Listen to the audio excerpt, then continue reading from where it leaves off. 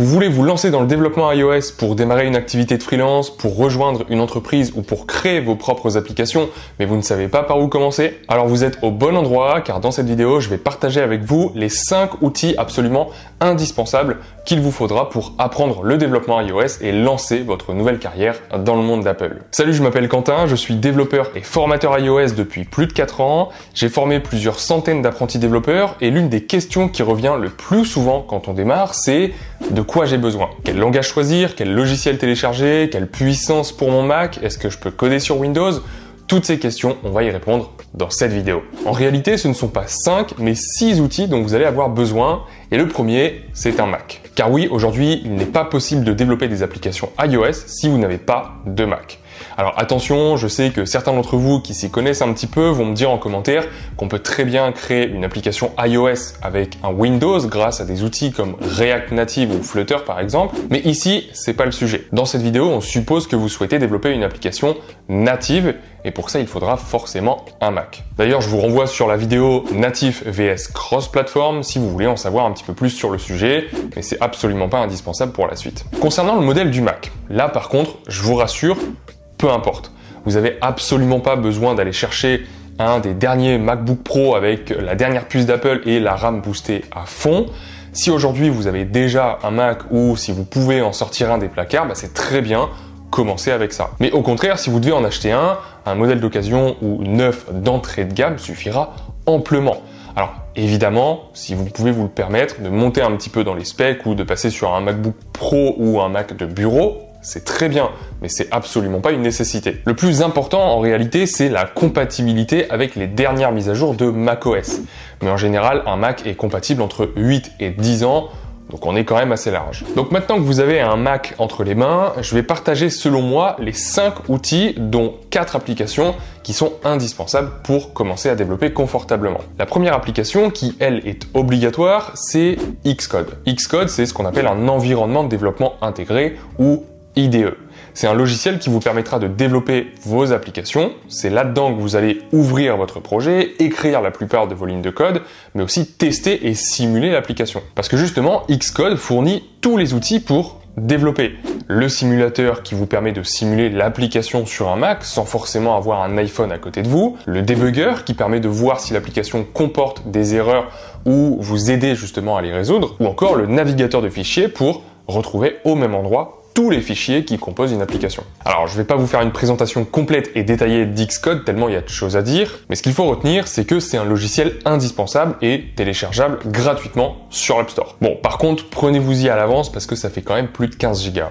Le deuxième outil, lui, n'est pas une application, mais un langage de programmation. Et oui, écrire un programme, c'est avant tout discuter avec une machine, et pour discuter avec une machine, il faut un langage de programmation. Et pour développer des applications iOS, on utilise le langage Swift. C'est un langage assez récent qui a été développé par Apple en 2014. Bon, en le disant, je me rends compte que ça fait quand même déjà 10 ans, mais à l'époque où j'ai découvert ce langage, ça faisait à peine 3 ans, donc autant dire que c'était une belle galère pour trouver des livres, des tutos ou n'importe quelle autre ressource en français et surtout à jour. Mais aujourd'hui, c'est un langage stable, hyper puissant et surtout qui respecte les règles de base de programmation, contrairement à certains autres langages qui font un petit peu n'importe quoi. Et en plus de ça, le Swift est hyper simple à apprendre et il est conçu de manière à ce qu'on puisse limite le lire comme si on lisait un livre, c'est-à-dire avec des phrases. Un exemple tout con d'ailleurs, je pense que vous n'allez pas me contredire si je vous dis que ça, c'est illisible, alors que ça, beaucoup plus. Et développer une application sur iOS, macOS, watchOS ou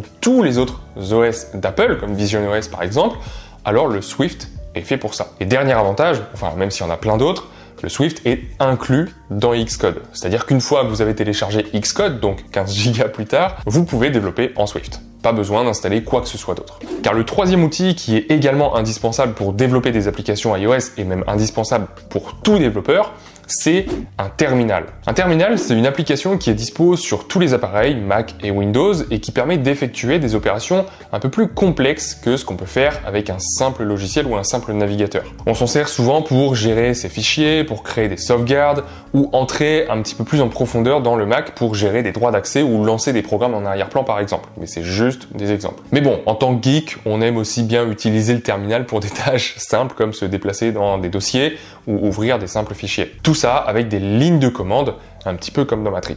Si je vous parle du terminal, c'est parce que c'est indispensable en tant qu'apprenti développeur de commencer à apprendre à l'utiliser. Mais aussi parce que même s'il y en a déjà un d'installé par défaut sur votre Mac, moi j'en ai installé un autre qui s'appelle Hyper, juste parce qu'il est plus joli que le terminal Mac. C'est gratuit, donc je vous mets le lien dans la description si vous voulez. Le quatrième outil indispensable, c'est SourceTree. SourceTree, c'est un petit logiciel gratuit et hyper pratique pour gérer l'arbre de version de son code.